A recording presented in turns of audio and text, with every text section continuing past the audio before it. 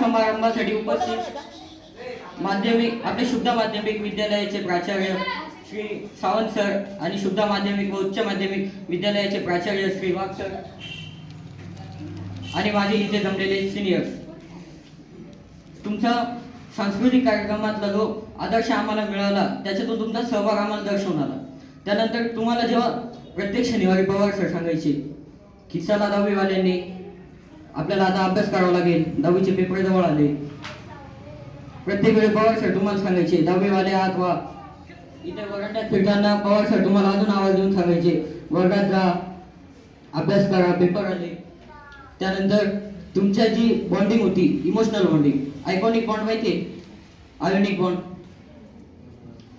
ते कसं असतात त्यांच्यात जे बॉन्डिंग शेअरिंग असते त्यांच्यात तुमची इमोशनल शेअरिंग होती बॉन्डिंगची. धन्यवाद.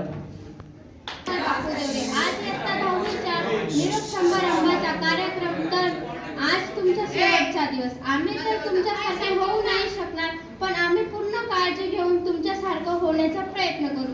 तर तुम्ही आता बोर्डाची परीक्षा द्याल तर तुम्हाला चांगले मार्क्स पडो आणि पास हो अशी मी मनापासून इच्छा करते आणि बोर्डाच्या परीक्षेसाठी खूप खूप शुभेच्छा देते. धन्यवाद.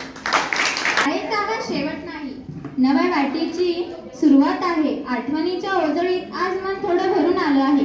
जिथे जाऊ तिथे अभिमानाने सांगू आम्ही या शाळेचे विद्यार्थी आहोत, हीच आमची ओळख आहे. आज या मंचावर उभी राहून माझ्या भावना व्यक्त करताना मन भरून आले आहे.